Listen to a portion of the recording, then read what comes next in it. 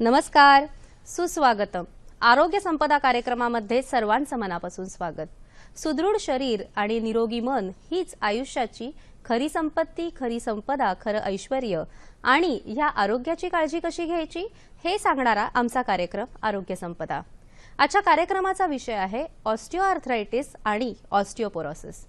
Osteoarthritis, ज्याला आपण संधिवात असं म्हणतो, हा सांध्यांना होणारा असा आजार आहे जो आपला दैनंदिन व्यवहार जखडून टाकतो, अनेक निर्बंध टाकतो.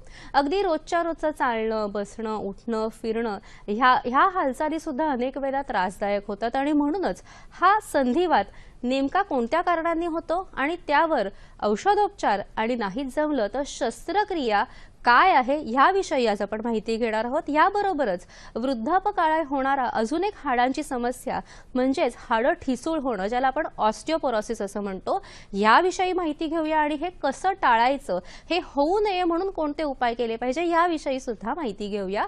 या विषयावर आपल्याला मार्गदर्शन करतील orthopaedic spine and joint replacement surgeon doctor Tushar Ubale.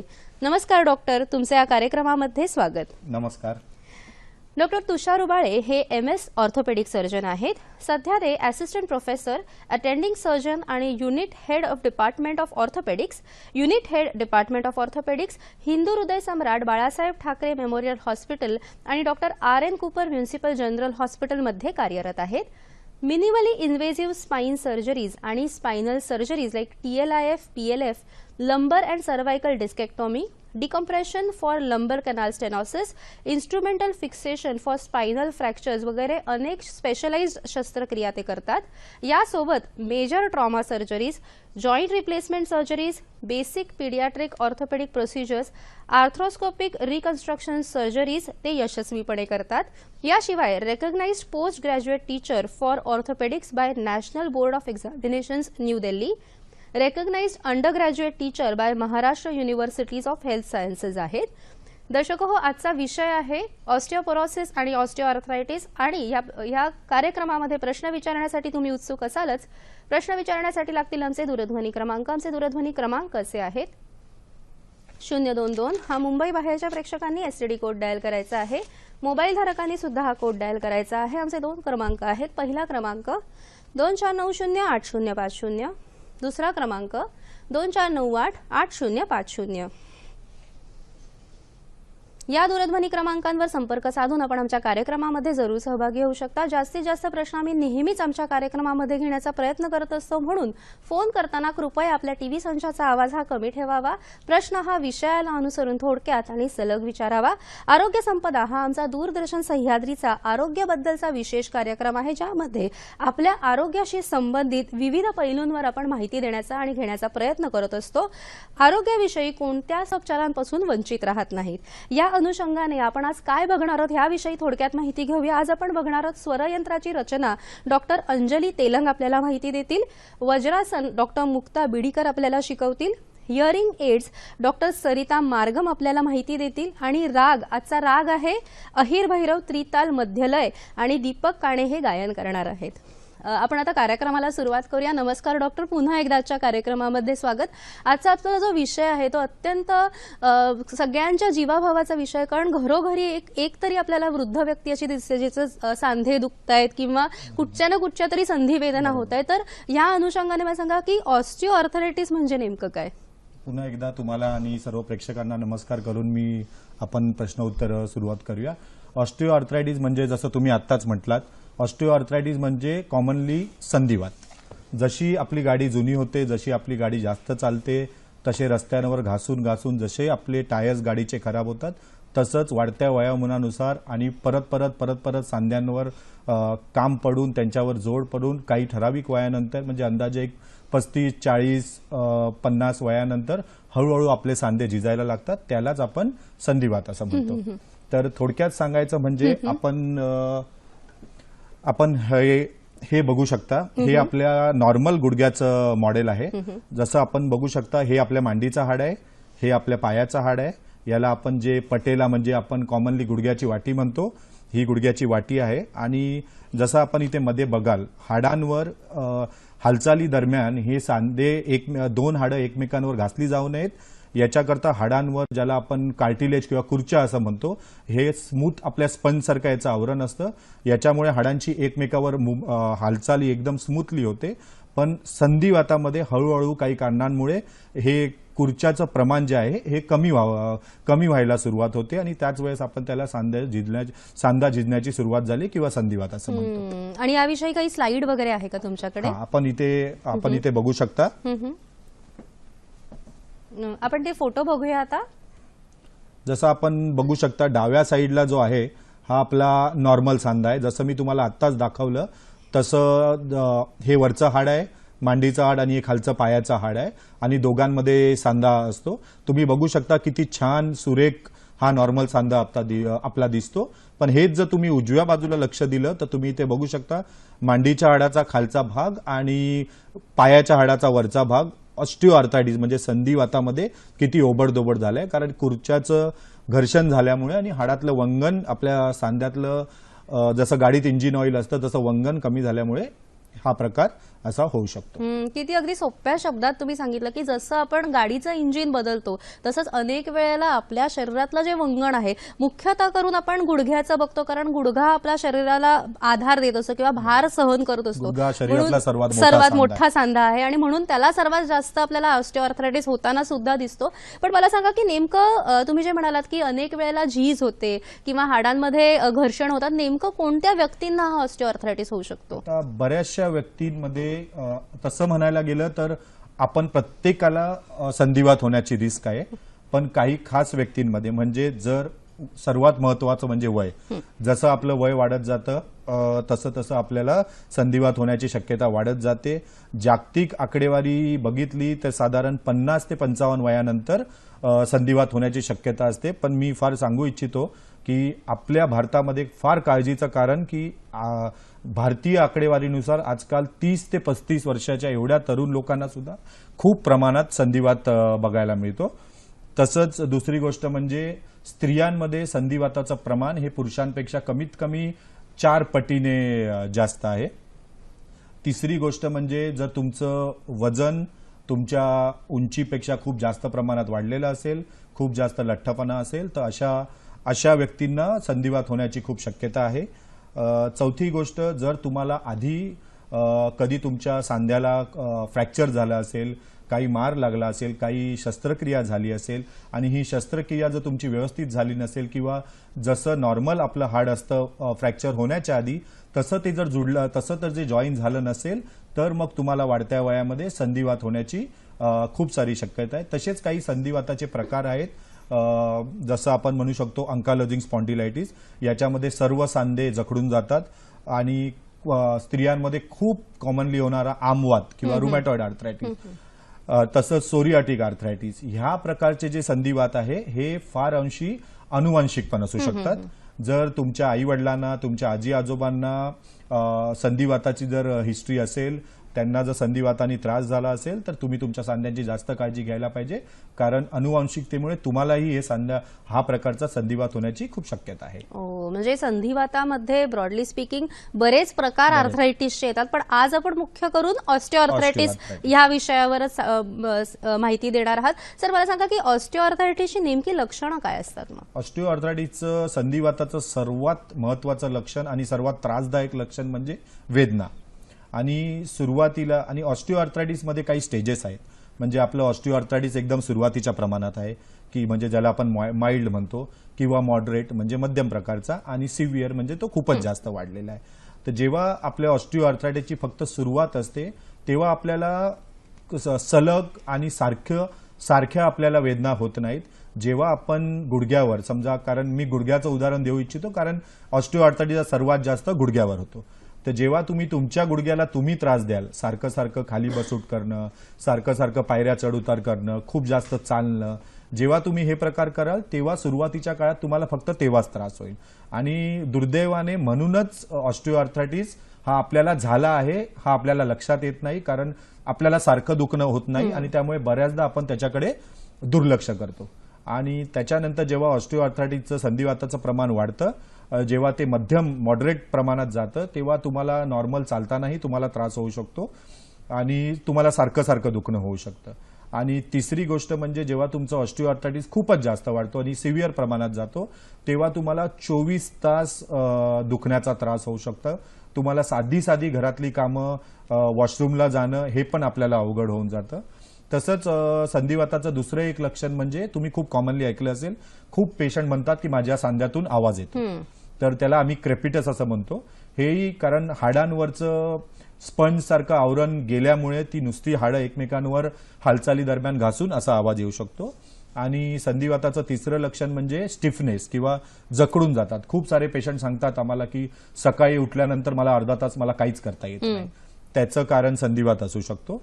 आणि खूपच जास्त प्रमाणात जर तुमचा संधिवात वाढलेला असेल आणि त्याची तुम्ही काही ट्रीटमेंट घेतली नसेल तर तुमचे पाय हे वाकडे पण होऊ शकतात. अच्छा, म्हणजे पण जेव्हा तुम्ही ही सगळी लक्षणांची जंत्री सांगितली, बरीच लक्षणं अनेक वेळेला आपल्याला रुमॅटॉइड आर्थरायटिस मध्ये सुद्धा दिसतात. मग नेमका दोघांमधला फरक कसा ओळखायचा? आता ऑस्टिओआर्थरायटिस म्हणजे संधिवात आणि रुमॅटॉइड आर्थरायटिस म्हणजे ज्याला आपण कॉमनली आमवात असं म्हणतो, यांचा सर्वात महत्वाचा फरक म्हणजे ऑस्टिओआर्थरायटिस हा खूप हळूहळू वाढत जाणारा, ज्याला ग्रॅज्युअल प्रोग्रेशन आम्ही म्हणतो, असा आजार आहे. आणि संधिवात आणि आमवात हा जेव्हा पेशंटला सुरुवात होतोच तेव्हाच तो खूप भयानक प्रमाणात, म्हणजे संधिवाताचे पेशंट ऍटलिस्ट चालू फिरू शकतात, पण आमवाताचे पेशंट हे बेडवर जखडून असतात. आणि संधिवात हा युजली 40-50 या वयानंतर होतो. आणि आमवात जो आहे हा तरुण मुलींमध्ये खूप कॉमन प्रकारात बघितला जातो. आणि सर्वात महत्वाचं, संधिवात हा नॉर्मली आपल्या 1 किंवा 2 गुडघ्यांना किंवा एखाद दुसऱ्या सांध्याला होतो, पण आमवात आहे हा शरीराचा प्रत्येक सांधा, म्हणजे मानेपासून ते तुमच्या तळपायापर्यंत प्रत्येक सांध्याला आमवातामध्ये त्रास होतो. आणि आमवाताचं सर्वात महत्वाचं लक्षण म्हणजे तो सर्वात जास्त प्रमाणात दोन्ही हातांच्या छोट्या सांध्यांना, म्हणजे छोट्या सांध्यांना जास्त होणारा असा आहे. आणि बऱ्याच वेळा त्याच्यात इन्फ्लमेशन, रेडनेस, टेंडरनेस अशी सुद्धा वेगवेगळी लक्षणं दिसू शकतात. तर आपल्याला कार्यक्रमातला पहिला प्रश्न आलेला आहे जळगाववरून. जुगराज प्रश्न विचारतायत. नमस्कार. नमस्कार. नमस्कार. बोला. सर, माझं गुडघं दुखतंय. उजव्या पायाचं गुडघं दुखतंय. तर असं. आपला प्रश्न सलग विचारा. हो, असं म्हणजे ना मधून दुखतंय, ते वाटीच्या साईडनं मधून. बरोबर. हो. आणि आपलं वय काय कळू शकतं का आम्हाला? 43 चालू आहे आता. उद्या परवा 44 चालू होईल. अच्छा. आणि किती दिवसापासून आपल्याला हा त्रास होतोय? 1.5 वर्षापासून. अच्छा, म्हणजे आता ही आपल्याला संधिवाताची सुरुवात असू शकते. निश्चितच फारच छान त्यांनी सांगितलंय की प्रश्न व्यवस्थित विचारलेला, विषयाला अनुसरून. आणि तुम्हाला तुमच्या वाढदिवसाच्या सुद्धा हार्दिक शुभेच्छा मी देते. तुमच्या प्रश्नाला उत्तर नक्कीच सर देणार आहेत. मात्र कार्यक्रमात आता वेळ झालेली एका छोट्याशा विश्रांतीची, आणि विश्रांतीनंतर पाहत रहा कार्यक्रम आरोग्य संपदा.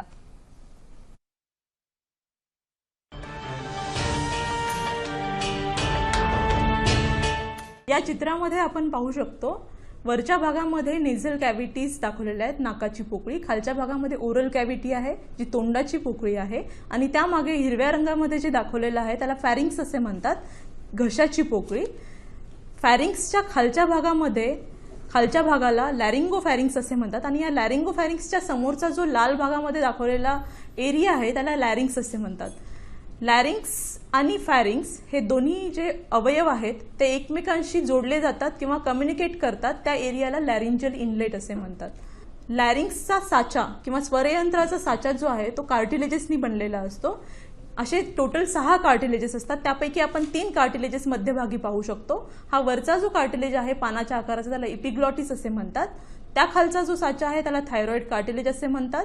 थायरॉइड कार्टिलेज हा 2 भागांमध्ये असतो, जो समोर मध्यभागी जोडलेला असतो. आणि हा मध्यभागी जोडलेला भाग पुरुषांमध्ये जास्त प्रॉमिनंट असतो किंवा ठळक असतो, त्याला ॲडम्स ॲपल असे म्हणतात.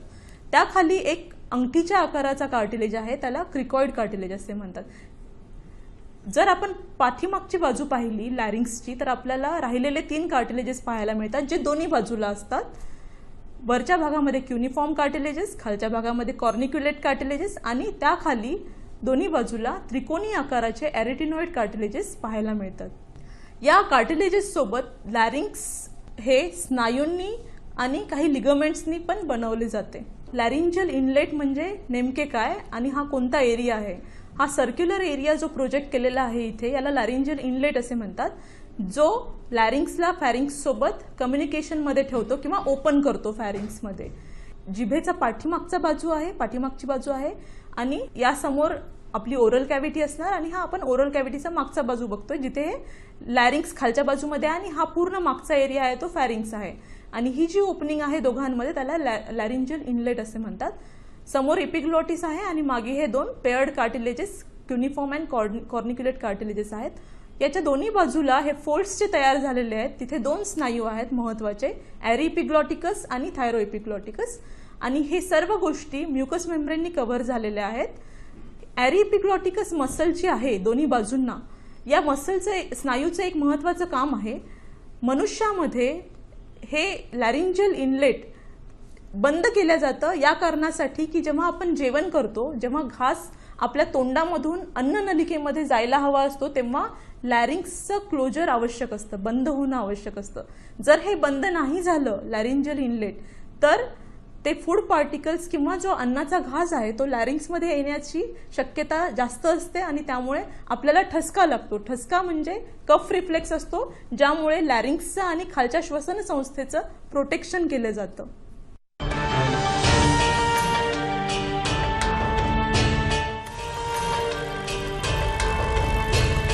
सर, विश्रांतीपूर्वी आपल्याला एक प्रश्न आलेला, त्या प्रश्नाचं काय मार्गदर्शन कराल? आता त्यांनी जसं म्हटलं की त्यांचं वय 43 आहे आणि त्यांना आता मागच्या 1 ते 2 महिन्यांपासून गुडघा दुखण्याची सुरुवात झाली आहे. आता यांनी जे केलं ते खूप चांगली गोष्ट केलं. मॅक्झिमम पेशंट ही परिस्थिती दुर्लक्षित करतात. आता यांना 1 ते 2 महिन्यापासूनच त्रास आहे, म्हणजे माझ्या अंदाजाने यांचा गुडघा झिजण्याची आता जर सुरुवात झालेली असणार आहे. तर मी यांना सांगू इच्छितो की यांनी यांच्या आपल्या जवळच्या हाडांच्या डॉक्टरांकडे जाऊन योग्य ते एक्सरे तपासणी करून त्याचा योग्य तो इलाज चालू करा. आणि हे जे आपण औषधोपचार वगैरे करू शकतो, हे सरकारी रुग्णालयामध्ये पण उपलब्ध असतात का? सर्व आपले जे सांध्यांसाठी कितीही आधुनिक पद्धतीचे उपचार आपल्याला लागले तरी ते आपल्या मुंबई महानगरपालिकेच्या सर्व रुग्णालयांमध्ये आणि सर्व सरकारी रुग्णालयांमध्ये मोफत उपलब्ध आहे. आणि याविषयी आपण पुढे माहिती घेत राहणारच आहोत. सर, जेव्हा तुम्ही म्हणालात की रुमॅटॉइड आर्थरायटिसमध्ये लहान सांध्यांना होतो किंवा वेगवेगळ्या सांध्यांना होतो, तसंच जेव्हा ऑस्टिओआर्थरायटिस आपण म्हणतो, हा नेमका कोणत्या सांध्यांना होतो? ऑस्टिओआर्थरायटिस हा शरीरात कुठल्याही सांध्यांना होऊ शकतो, पण जास्त कॉमनली त्याचं प्रमाण आपल्याला मोठ्या सांध्यांमध्ये, म्हणजे ज्या सांध्यांना शरीरात खूप जास्त प्रमाणात काम करावं लागतं, म्हणजे सर्वात महत्वाचं म्हणजे गुडघे, आपला हिप जॉईंट म्हणजे कुब्याचा सांधा, आपले स्पाईन म्हणजे मणके आणि मनगट, या 4 सांध्यांमध्ये ऑस्टिओआर्थरायटिस होण्याचं प्रमाण हे सर्वात जास्त आहे. अच्छा, आणि मग ह्याचं निदान कसं करायचं? तुम्ही लक्षणं सांगितलीत, नेमकं ओळखायचं कसं की ऑस्टिओआर्थरायटिसच आहे? आता ऑस्टिओआर्थरायटिसचं निदान सर्वात चांगल्या पद्धतीने तुमचे डॉक्टर, तुमची मेडिकल हिस्ट्री घेतल्यानंतर, तुम्हाला चेक केल्यानंतर डॉक्टरांना काय लक्षणं मिळतात आहे याच्यातून तुमचे डॉक्टर सर्वात चांगल्या पद्धतीने आणि अचूक पद्धतीने ऑस्टिओआर्थरायटिसचं निदान करू शकतात. आणि सोबत काही चाचण्याही आहेत, आणि ती म्हणजे एकदम सिंपल, खूप कॉमनली केली जाणारी चाचणी म्हणजे आपला एक्सरे. तर आपण जेव्हा एक्सरे करतो तेव्हा आपल्याला एक्सरेमध्ये आपलं संधिवात ज्या प्रमाणात आहे, म्हणजे कमी प्रमाणात, मध्यम प्रमाणात किंवा खूप जास्त प्रमाणात, त्या पद्धतीने आपल्याला त्या एक्सरेमध्ये चेंजेस दिसतात. याच्यासाठी मी आपल्याला एक एक्सरे इथे दाखवू इच्छितो. पण कसं असतं की प्रत्येक, म्हणून फक्त एक्सरे बघूया. हा, जसं तुम्ही डाव्या साईडला बघू शकता, हा आपला नॉर्मल गुडघ्याचा सांधा आहे, नॉर्मल गुडघा आहे. तिथे दोन्ही नॉर्मल गुडघा आहे. दोन्ही गुडघ्याला तुम्ही बघाल तर एक आतला कप्पा असतो, एक आतला कप्पा असतो, एक बाहेरचा कप्पा असतो. तुम्ही नॉर्मल गुडघ्यामध्ये बघाल तर दोन्ही कप्पे हे सारखेच आहेत. पण तुम्ही उजव्या साईडचा एक्सरे बघाल तर जिथे तुम्हाला हाडं अशी ओबडधोबड झालेली दिसतील आणि एकमेकांना चिकटलेली दिसतील, कारण जे हाडांच्या वरचं कुर्च्या आणि कार्टिलेज घासल्या गेल्यामुळे आपल्याला अशा पद्धतीने एक्सरेमध्ये बदल दिसतो.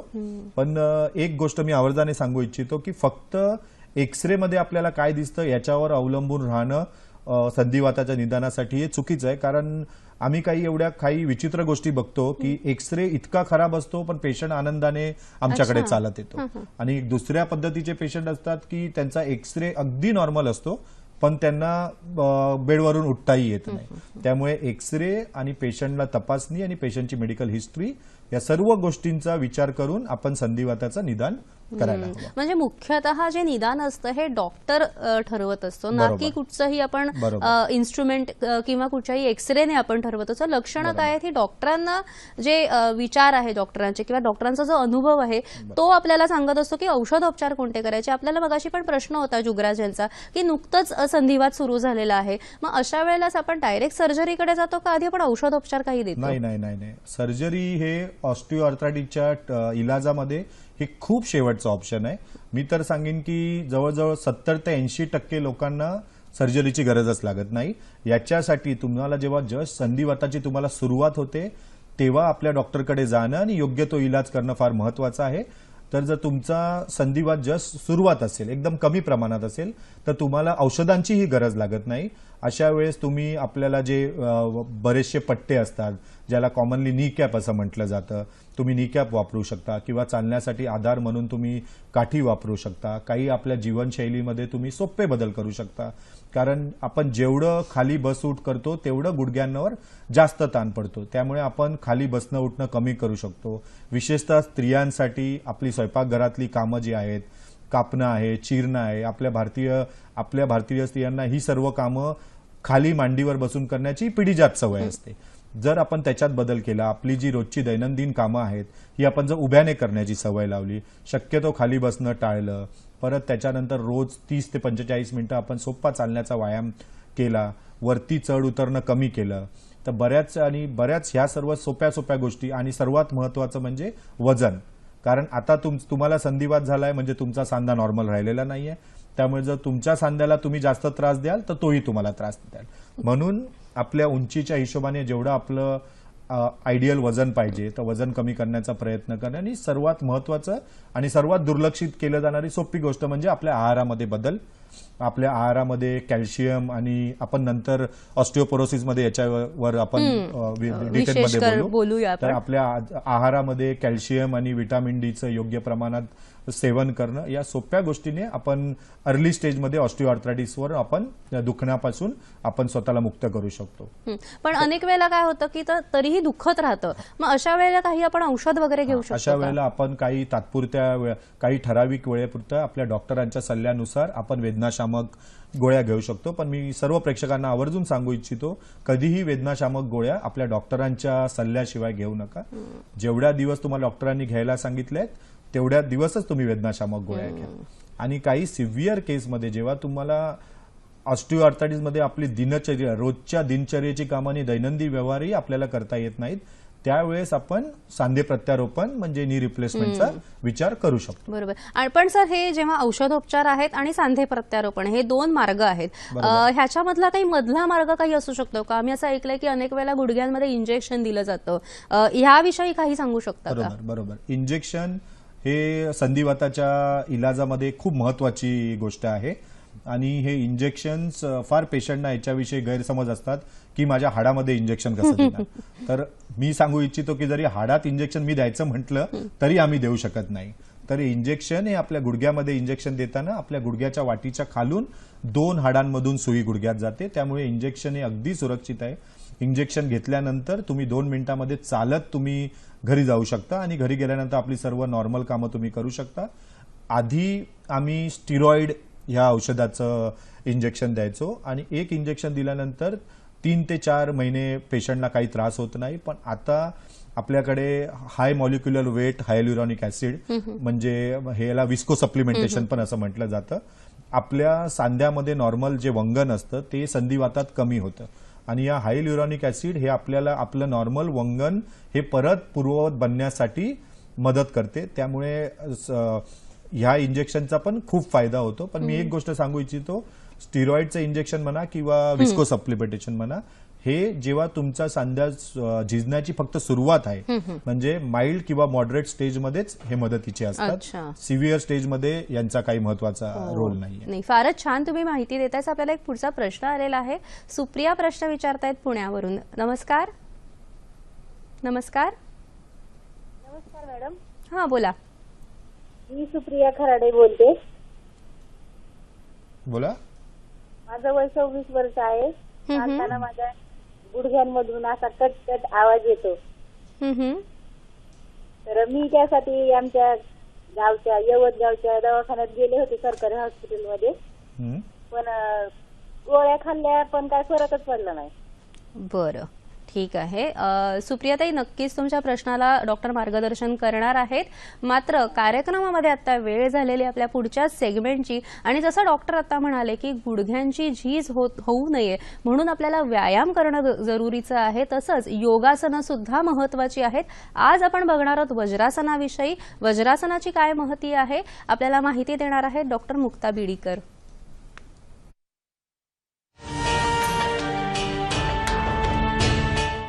आता आपण बैठक स्थितीतील एक आसन वज्रासन ह्याची माहिती घेऊया.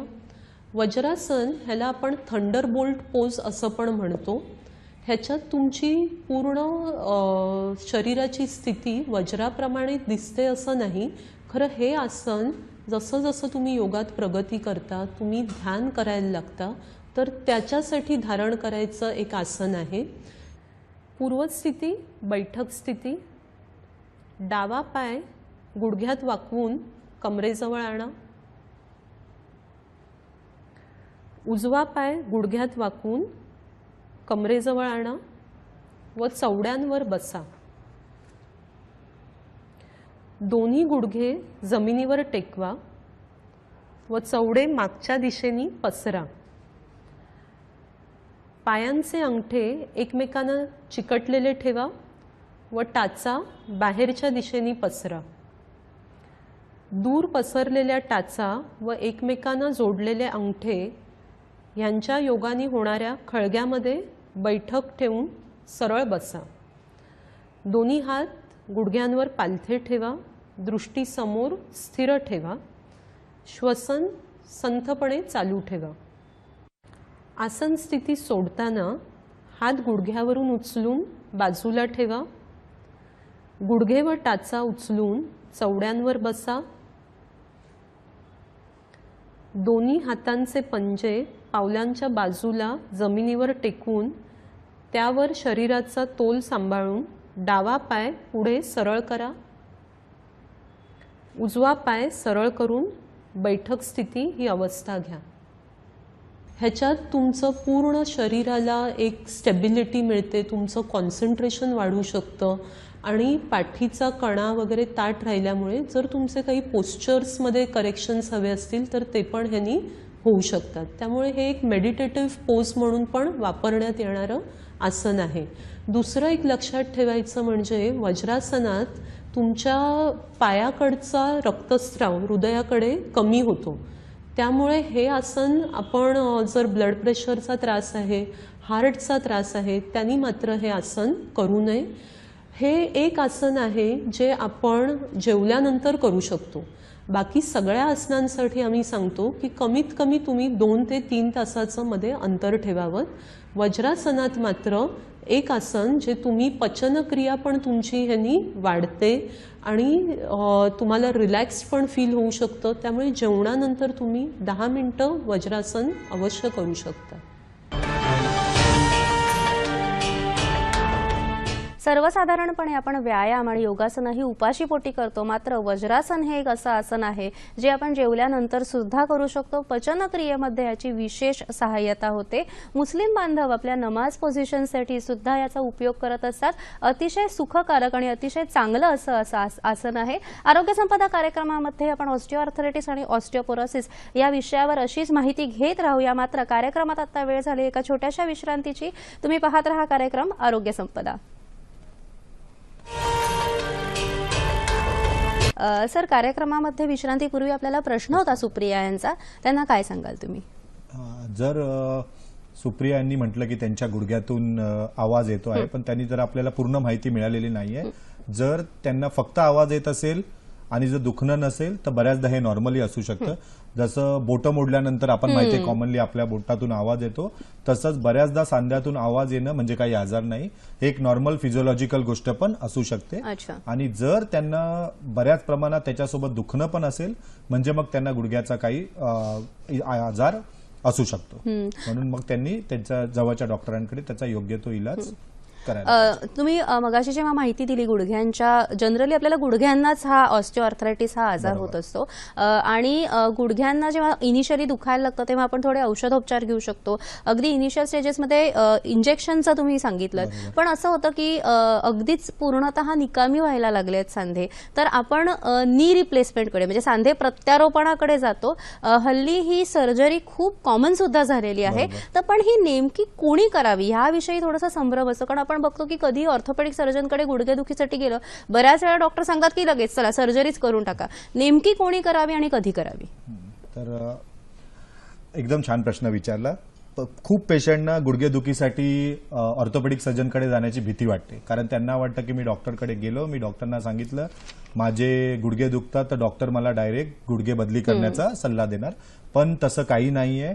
जर तुमचा जसं आपण मगाशी चर्चा केल्याप्रमाणे जर तुमचा संधिवात एक्सरे मध्ये आणि तुमच्या लक्षणांप्रमाणे जर आपल्याला आढळलं की तुमचा संधिवात हा एकदमच कमी प्रमाणाचा किंवा मध्यम प्रमाणाचा आहे, तर तुम्हाला सांधे प्रत्यारोपणाची बिलकुल काही गरज नाहीये. जर तुमचा संधिवात हा खूपच वाढला असेल, एक्सरेवर तर वाढला असेलच, तसंच जर तुम्हाला तुमच्या दैनंदिन व्यवहाराच्या गोष्टी करताना तुम्हाला काही त्रास होत असेल, उदाहरणार्थ तुम्ही गुडघे दुखायच्या आधी तुम्ही 30 ते 35 मिनिटं चालत असाल, मॉर्निंग वॉकला जात असाल, आजकाल तुमचे गुडघे एवढे दुखतात की तुमचं घराच्या बाहेर पडणं अशक्य झालं आहे, वॉशरूमला जाण्यासाठी पण तुम्हाला कोणाची मदत लागते, तुम्ही घरी बसलाय, तुमच्या दरवाजाची घंटी वाजली तर तुम्हाला ते उठणं पण तुमच्यासाठी त्रासदायक झालंय, खुर्चीवरून उठून घरचा फोन वाजलेला घेणं पण तुमच्यासाठी त्रासदायक झालेलं आहे, अशा पेशंटमध्ये सर्व इलाज थकल्यानंतर मग आपण सांधे प्रत्यारोपणाचा विचार करू शकतो. आणि सांधे प्रत्यारोपण म्हणजे नेमकं काय करतात सर, काय सांगू शकता? याच्या बाबतीत फार मजेशीर गोष्ट मी सांगेन की सर्व पेशंटना असं वाटतं की नी रिप्लेसमेंट म्हणजे माझा गुडघा काढून घेतात. तर असा तुमचा गुडघा आम्ही कधीही काढून घेत नाही. सांधे प्रत्यारोपणानंतरही तुमचा गुडघा हा तिथेच असतो. आम्ही फक्त गुडघ्यामध्ये तुमच्या जो मांडीच्या हाडाचा खालचा भाग आणि पायाच्या हाडाचा वरचा भाग, या दोन हाडांचा जो काही ठराविक झिजलेला भाग असतो, फार तो जास्तीत जास्त 4 ते 5 मिलीमीटर एवढा कमी असतो.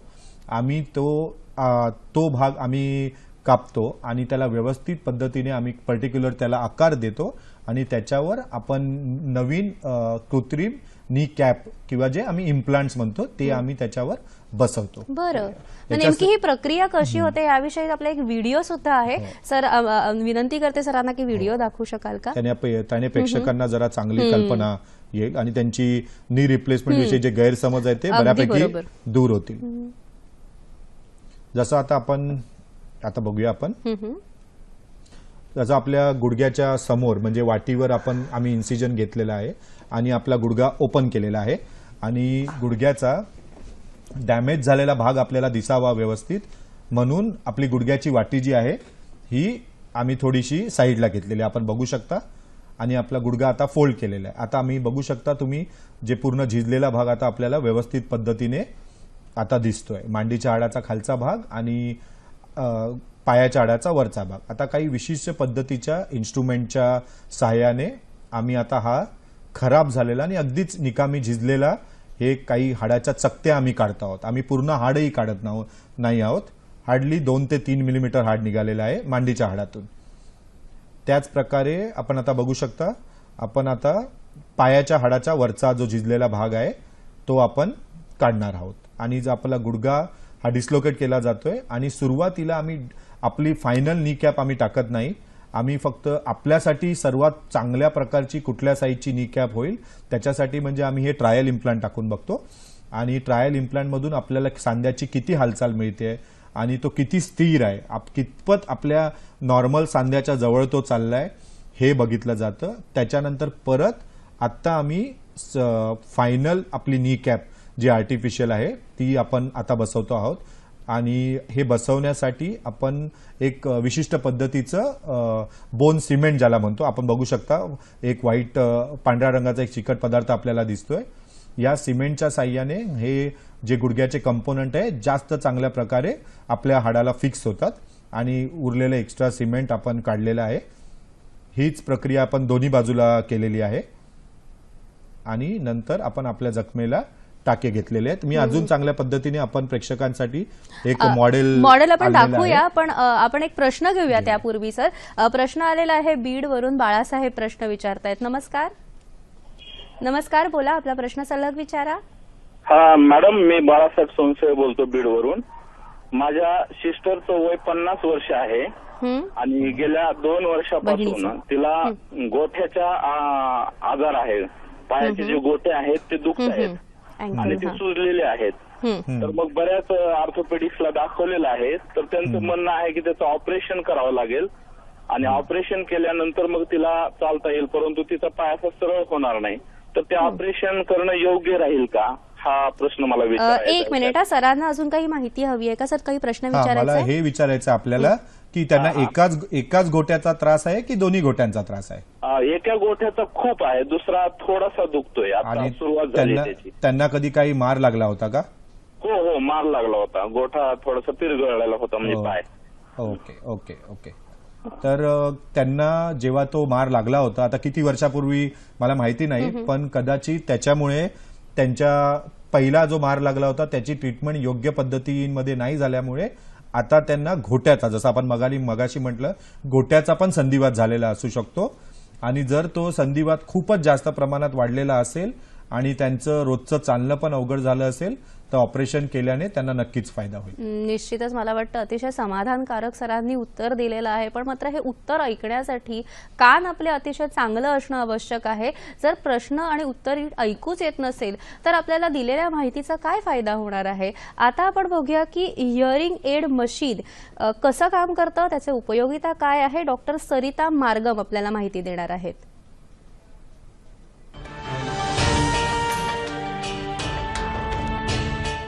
आज आपण मानवी कान म्हणजे ह्युमन इयर बद्दल थोडी माहिती देणार आहोत. बहिरेपणा 2 प्रकारचा असू शकतो, कंडक्टिव्ह डेफनेस आणि सेन्सरी न्यूरल डेफनेस. ज्यावेळेस आपल्याला बाह्य कानामध्ये किंवा एक्सटर्नल इयरमध्ये वॅक्स ॲक्युम्युलेशन जास्त होईल त्यावेळेसही आपल्याला ऐकू येण्यास कमी होते किंवा आपल्या टिम्पॅनिक मेम्ब्रेन म्हणजे कानाचा पडदा फाटला किंवा त्याच्यामध्ये थोडासा छिद्र असलं तरीही आपल्याला बहिरेपणा येऊ शकतो. किंवा हे इयर ऑसिकल्स म्हणजेच मॅलिस इंकस स्टेपीज यांच्यामध्ये काही डिफेक्ट आला तरीही आपल्याला बहिरेपणा येऊ शकतो. त्याच्यामध्ये आपण पाहू शकता की हा इयर मोल्ड जो आहे तो बाहेरच्या भागात म्हणजे एक्सटर्नल अॅक्वस्टिक मॅटसला लावला जातो. तिथून हा इयर हुकद्वारे आपल्या कानाच्या मागील भागात अटॅच केला जातो आणि इथे आपण या हिअरिंग एडवरती पाहू शकता की मोड सिलेक्शन किंवा ऑन ऑफ चं बटन असतं आणि त्याच्यावरनं तुम्ही व्हॉल्यूम कंट्रोल करू शकता. म्हणजे आपल्याला किती साऊंड येतोय किंवा किती आपल्याला ऐकायचंय त्यानुसार तुम्ही व्हॉल्यूम जास्त किंवा कमी ठेवू शकता. आणि इथे तुम्हाला बॅटरी असते. ज्या लोकांमध्ये आपल्याला नर्वशी रिलेटेड काही पॅथॉलॉजी नसेल त्या ठिकाणी आपण हिअरिंग एडद्वारे त्या माणसाला आपण मदत करू शकतो ऐकण्यासाठी. विविध प्रकारचे आपण हिअरिंग एड पाहू शकतो की पहिला जो प्रकार पाहिलेला आहे आपण तो कानाच्या मागच्या बाजूला लावला जातो आणि हा जो प्रकार पाहतोय तो कॉस्मॅटिकली जास्त ऍक्सेप्टेबल असतो कारण हा प्रकार दिसत नाही त्यामुळे आपण बहिरे आहोत असं लोकांना दिसू शकत नाही त्यामुळे हा जास्त कॉस्मॅटिकली ऍक्सेप्टेबल प्रकार असतो. जेव्हा सेन्सरी न्यूरल डेफनेस किंवा ज्यावेळेस आपले नर्व इंजुरी असते त्यामुळेही आपल्याला कधी कधी बहिरेपणा येऊ शकतो. तर त्या ठिकाणी काय होतं की आपल्याला ऐकू येत नाही म्हणजे आपल्याला इंटरनल इयर किंवा अंतःकरणामध्ये काही पॅथॉलॉजी असू शकते. त्यावेळेस आपल्याला जेव्हा पण तो मनुष्य ऐकू शकत नाहीये त्यावेळेस त्याला साऊंड वेव्स तर येत आहेत पण नर्वद्वारे तो ब्रेनला इम्पल्स पोहोचत नाहीये त्यावेळेस आपण कॉक्लिअर इम्प्लांट करू शकतो. तर कॉक्लिअर इम्प्लांटमध्ये आपण पाहू शकतो की आपण ऑपरेशनद्वारे हे इम्प्लांट्स आपल्या कानाच्या मागच्या बाजूला लावू शकतो. त्याचे भाग म्हणजे पहिला तर आपल्याला हा मायक्रोफोन असतो जो कानाच्या भागात लावला जातो. तो मायक्रोफोन त्याच्यासोबतच स्पीच प्रोसेसर असतं कारण या लोकांमध्ये त्यांना नर्वच इंज्युअर असल्यामुळे त्यांना कानाने नीट ऐकू येत नसतं आणि त्यामुळे ते बोलूही शकत नसतात. त्यामुळे जेव्हा पण तुम्ही पाहताय की कानाच्या मागच्या भागाला हा ट्रान्समीटर किंवा एक्सटर्नल मॅग्नेट हा लावला गेलेला असतो त्यामुळे इथं आपण या डायग्राममध्ये पाहू शकतो की हा जो मायक्रोफोन आहे तो इथे अटॅच असतो. त्यामुळे हा जो भाग आहे म्हणजेच मॅग्नेटचा आणि ट्रान्समीटरचा भाग आपण मागच्या साईडला लावलेला असतो. हिअरिंग सिस्टीम आपण ऑडिटरी पाथवे हा पूर्ण बायपास करून हे इम्पल्सेस पाठवू शकतो आणि त्यामुळे त्या माणसामध्ये बहिरेपणा जाऊन तो चांगल्यारीत्या ऐकू शकतो आणि तो चांगल्यारीत्या बोलूही शकतो. नेहमी जन्माच्या वेळी किंवा लहानपणीच कर्णबाधिर्याचा त्रास होतो असं नाही, तर अनेक वेळा वृद्धापकाळी असं कर्णबाधिर्य किंवा हळूहळू कानांची शक्ती कमी होऊ शकते आणि अशा वेळी सुद्धा हिअरिंग एड आपल्या मदतीला येऊ शकतं आणि पुन्हा तुम्ही खळखळून गप्पांमध्ये सहभागी होऊ शकता. कार्यक्रमामध्ये ऑस्टिओपोरोसिस आणि ऑस्टिओआर्थरायटिस या विषयावर आपण अशीच माहिती घेत राहणार आहोत. मात्र कार्यक्रमात आता वेळ झालेली एका छोट्याशा विश्रांतीची. तुम्ही पाहत रहा कार्यक्रम आरोग्य संपदा. कार्यक्रमामध्ये विश्रांतीपूर्वी आपल्या सरांनी जॉईंट रिप्लेसमेंट म्हणजे सांधे प्रत्यारोपणाचा व्हिडिओ दाखवलेला. अजून काय माहिती देऊ शकता सर? अजून माहिती म्हणजे आपण आता नॉर्मली सांधा बदलल्यानंतर आपला सांधा हा असा दिसतो. आपण त्याला टोटल तीन गोष्टी ज्या आपण चेंज केलेल्या आहेत. मांडीच्या हाडाच्या खालच्या भागाला आपण हा पार्ट लावलेला आहे. त्याच्यानंतर गुडघ्याच्या पायाच्या हाडाच्या वरच्या भागाला आपण हा पार्ट लावलेला आहे. हे दोन्ही पार्ट एका विशिष्ट पद्धतीच्या धातूने बनलेले असतात आणि मध्ये जे आपल्याला पांढऱ्या रंगाचं दिसतंय ज्याच्यावर आपल्या सांध्याची अशा पद्धतीने स्मूथली हालचाल होते, हा एक प्रकारच्या प्लास्टिकने बनलेला असतो. त्यामुळे परत एकदा सांगतो, तुमचा गुडघा बदलल्यानंतर तुमचा गुडघा तिथेच आहे, त्याच्यात फक्त आम्ही काही चांगले बदल केलेले आहेत. म्हणजे जे झीज झालेली आहे ते किंवा खराब झाले ते फक्त कापून नवीन तिकडे लावलेलं आहे. पण मग किती दिवसांनी हा पेशंट चालू शकतो आणि कितपत दुखतं? कारण ही तर शेवटी शस्त्रक्रिया झाली ना सर, तर हे कितपत दुखू शकतं त्या पेशंटला? जसं आपल्याला कुठल्याही हाडाच्या ऑपरेशनमध्ये थोडंफार ऑपरेशन नंतर 2-3 दिवस दुखण्याचा त्रास होतो, तसंच नी रिप्लेसमेंटला पण घाबरण्याची काही गरज नाहीये. फार ते फार आपल्याला पहिले 3 ते 4 दिवस दुखण्याचा त्रास होतो आणि त्या 3 ते 4 दिवस आपण हॉस्पिटलमध्ये आमच्या निगराणीखाली असतात. त्यामुळे आपल्याला 24 तास वेदनाशामक औषधं किंवा इंजेक्शन्स दिली जातात आणि आपल्याला ऐकून आश्चर्य वाटेल, 80 ते 85% लोक हे ऑपरेशनच्या दिवशी संध्याकाळीच किंवा फार फार तर दुसऱ्या दिवशी सकाळीच स्वतःच्या पायावर वॉकरच्या साहाय्याने चालतात आणि जास्तीत जास्त 4 ते 5 दिवसात हे लोक इतके स्वावलंबी होतात की ते स्वतःहून वॉशरूमला पण जाऊ शकतात. म्हणजे एका ठिकाणी अगदी वॉशरूम पर्यंत जाऊ शकत नाही अशी जी परिस्थिती, ती दुसऱ्या दिवशीच तुम्ही चौथ्या दिवशी सहजपणे स्वतः कोणाचंही सहाय्य न घेता आपण जाऊ शकतो. ही जी चिकित्सा आहे किंवा ही जी शस्त्रक्रिया आहे ती सरकारी रुग्णालयामध्ये उपलब्ध आहे? नक्कीच. सर्व सरकारी रुग्णालयामध्ये सांधे प्रत्यारोपण शस्त्रक्रिया ही अगदी मोफत उपलब्ध आहे. आणि हे जे सांधा प्रत्यारोपण केलं जातं, जे तुम्ही जॉईंट दाखवलं, ह्याचं आयुष्य किती असतं? आजकाल जगात जे आतापर्यंत सांधे प्रत्यारोपणावर जे संशोधन झालेलं आहे, जागतिक संशोधन म्हणा किंवा भारतीय संशोधन म्हणा, की जवळजवळ 85 ते 90% पेशंटचे सांधे, बदललेले सांधे, हे जवळजवळ 15 ते 20 वर्षापर्यंत अगदी छान काम करत असतात. आणि जेवढ्या उशिरा तुमचं सांधे प्रत्यारोपण होणार, जेवढं तुमचं वय वाढल्यावर तेवढा तो सांधा जास्त दिवस चालणार. काही क्वचित तरुण पेशंटमध्ये जर आम्हाला काही कारणामुळे सांधे प्रत्यारोपण करावं लागलं तर अशा पेशंटना 20-25 वर्षानंतर पुन्हा एकदा ऑपरेशन करण्याची शक्यता लागू शकते. आजचा आपला एक दुसरा जो विषय आहे ऑस्टिओपोरोसिस, तर मला सांगा ऑस्टिओपोरोसिस म्हणजे नेमकं काय आणि कोणत्या व्यक्तीला हा होऊ शकतो? सोप्या भाषेत सांगायचं तर ऑस्टिओपोरोसिस म्हणजे वाढत्या वयामुळे आपली हाडं ठिसूळ होणं. आणि ऑस्टिओपोरोसिस हा आपल्याला वाढत्या वयानुसार होऊ शकतो. त्याच्यानंतर परत संधिवाताप्रमाणे याच्यात अनुवंशिकतेचा पण याच्यामध्ये महत्वाचा भाग असतो. जर आपलं आहार व्यवस्थित नसेल, आपल्या आहारामध्ये कॅल्शियम आणि ड जीवनसत्वाचं प्रमाण व्यवस्थित नसेल, आपण खूप लठ्ठ असाल किंवा खूपच आपण सडपातळ असाल किंवा आपण अति धूम्रपान करत असाल, आपण अति मद्यसेवन करत असाल किंवा आपण काही आपल्या दुसऱ्या कुठल्या आजारासाठी स्टिरॉइड ह्या प्रकाराची औषधं आपण खूप काही वर्ष सलग त्याचं सेवन केलेलं असेल तर आपल्याला आपली हाडं ठिसूळ होऊ शकतात आणि आपल्याला ऑस्टिओपोरोसिस होऊ शकतो. पण मग हे टाळायचं कसं? ऑस्टिओपोरोसिस होऊ नये म्हणून काय करायला पाहिजे?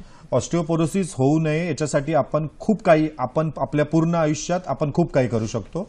म्हणजे ॲक्टिव्ह लाईफस्टाईल, नियमितप्रमाणे व्यायाम करणे, नियमितप्रमाणे चालणे, जो सूर्यप्रकाश आहे ज्याच्यामध्ये खूप साऱ्या प्रमाणात ड जीवनसत्व असतं तो आपल्या अंगावर पडला पाहिजे. कायमच कॅल्शियम आणि ड जीवनसत्व युक्त सकस आहार घेणे, अतिप्रमाणात मद्यसेवन टाळणं, या बऱ्याच गोष्टी, सोप्या गोष्टी आपण आपली हाडं करून आपण आपली हाडं ठिसूळ होण्यापासून आपण वाचवू शकतो. निश्चितच, म्हणजे आपल्याला त्रास होऊ नये म्हणून आहाराबरोबर व्यायाम फार महत्वाचा आहे. जसं शारीरिक व्यायाम महत्वाचा आहे, जसं शरीराला आनंद देणं महत्वाचं आहे, तसंच मनाला सुद्धा आल्हाददायक गाणं हे अतिशय महत्वाचं आहे. कारण सर्व दुःख विसरायला लावणारी स्वरांची जादू असते आणि म्हणूनच संगीतोपचार हा सुद्धा उपचारांमधला एक महत्वाचा भाग आहे. आज आपण ऐकणार आहोत राग अहिर भैरव, त्रिताल मध्यलय आणि गायन आहे दीपक काणे यांचं.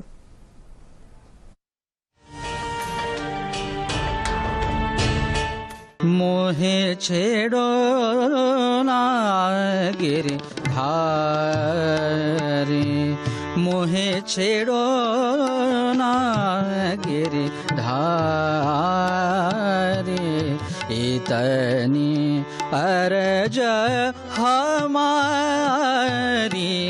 इतनी अर्ज हमारी, मोहे छेड़ो ना गिरधारी,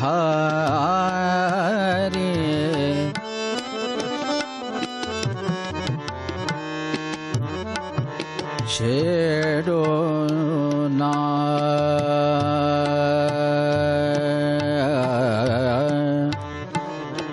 गिरधारी,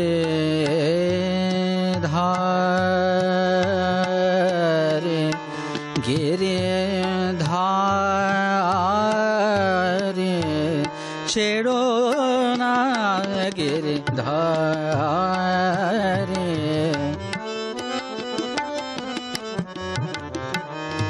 छेड़ो ना गिरधारी,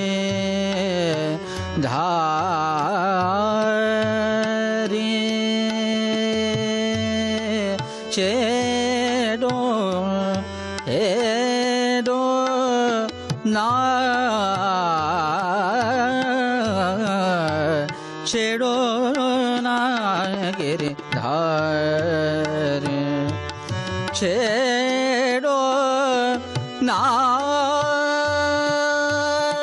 गिरधारी, बैरन मोरी सासन नदिया, बैरन मोरी सासन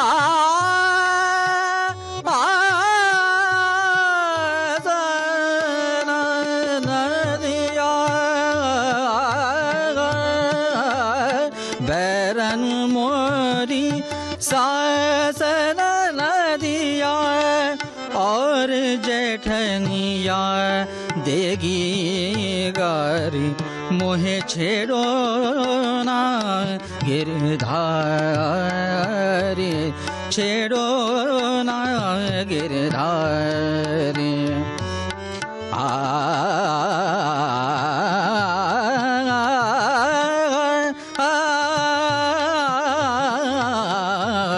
छेड़ो ना गिरधारी. ऑस्टिओआर्थरायटिस आणि ऑस्टिओपोरोसिस या कार्यक्रमाचं पुनःप्रक्षेपण होईल दिनांक 7 एप्रिल 2018 शनिवारी सकाळी 11:30 वाजता. आरोग्य संपदा या कार्यक्रमाचं पुनःप्रक्षेपण होतं दर गुरुवार, शुक्रवार आणि शनिवारी सकाळी 11:30 वाजता. याशिवाय हॅलो डॉक्टर या आमच्या दुसऱ्या लोकप्रिय कार्यक्रमाचं पुनःप्रक्षेपण होतं दर सोमवार, मंगळवार आणि बुधवार सकाळी 11:30 वाजता. आजचा कार्यक्रम तुम्हाला कसा वाटला हे जाणून घेण्याची सुद्धा आम्हाला उत्सुकता आहे. याशिवाय ज्या डॉक्टर्सना आमच्या कार्यक्रमामध्ये आम्हाला अभिप्राय द्यायचा असेल किंवा तुम्हालाही अभिप्राय द्यायचा असेल तर तुम्ही आम्हाला जरूर संपर्क साधा. आमचा पत्ता आहे निर्माता आरोग्य संपदा, दूरदर्शन केंद्र, वरळी, मुंबई 400030, www.facebook.com/ddsahyadri.in वर तुमच्या कॉमेंट्स पाठवू शकता. youtube.com/user/dd सह्याद्रीवर हाच कार्यक्रम तुम्ही पुन्हा बघू शकता. ऑस्टिओआर्थरायटिसवर नी रिप्लेसमेंट सर्जरी अतिशय छान आपल्याला माहिती सरांनी दिलेली आहे. डॉक्टर तुषार उबाळे, आमच्या दर्शकांना तुम्ही काय संदेश देऊ शकता? आपल्या दर्शकांना आपल्या कार्यक्रमाच्या माध्यमाने मी संदेश देऊ इच्छितो की हाडांच्या कुठल्याही आजाराने घाबरून जाऊ नका. कारण काही फ्रॅक्चर आणि अपघात सोडले तर आपले हाडांचे बाकी सर्व आजार आपण आपल्या चांगल्या जीवनशैलीने आणि आपल्या जीवनशैलीमध्ये काही चांगले बदल करून आपण हे आजार पूर्णपणे टाळू शकतो. सर्वात महत्त्वाचं म्हणजे नियमित व्यायाम करा, नियमित चालायला जा, आपल्या जेवणामध्ये कॅल्शियम आणि विटॅमिन डी युक्त दुग्धजन्य पदार्थ, मासे, हिरव्या पालेभाज्या, आपली फळं, ड्रायफ्रूट्स यांचा योग्य प्रमाणात नियमितपणे यांचं सेवन करा आणि रेग्युलर एक्सरसाइज करा. आणि स्त्रियांना मी फार काही महत्त्वाचा सल्ला देऊ इच्छितो, कारण जेव्हा मेनोपॉज हा स्त्रियांना येतो, कारण जेव्हा स्त्रियांची मासिक पाळी ही रेग्युलर चालू असते तेव्हा त्यांच्या शरीरात काही संप्रेरक म्हणजे हॉर्मोन्स तयार होतात. ते आपली हाडं नॉर्मल होण्यासाठी खूप महत्त्वाची असतात आणि जेव्हा स्त्रियांची मासिक पाळीची प्रक्रिया जेव्हा थांबते तेव्हा त्यांच्या हाडांना खूप प्रॉब्लेम होऊ शकतात. म्हणून अशा वेळेस त्यांनी आपल्या हाडांच्या डॉक्टरांचा आणि आपल्या स्त्रीरोग तज्ज्ञांचा सल्ला घेऊन आपल्या हाडांची काळजी घेतली पाहिजे. निश्चितच. म्हणजे आपण आपल्या आयुष्याची सकारात्मकपणे जर विचार केला तर कोणतीही व्याधी का होईना आपण जर योग्य सल्ला घेतला, जो आरोग्य संपदा या कार्यक्रमातून तुम्हाला मिळत असतो, तर निश्चितच आपलं आरोग्य जपण्याची आपली जबाबदारी आपण पूर्ण करू शकतो. आजच्या कार्यक्रमातून हा संदेश तुम्हाला नक्कीच मिळाला असेल.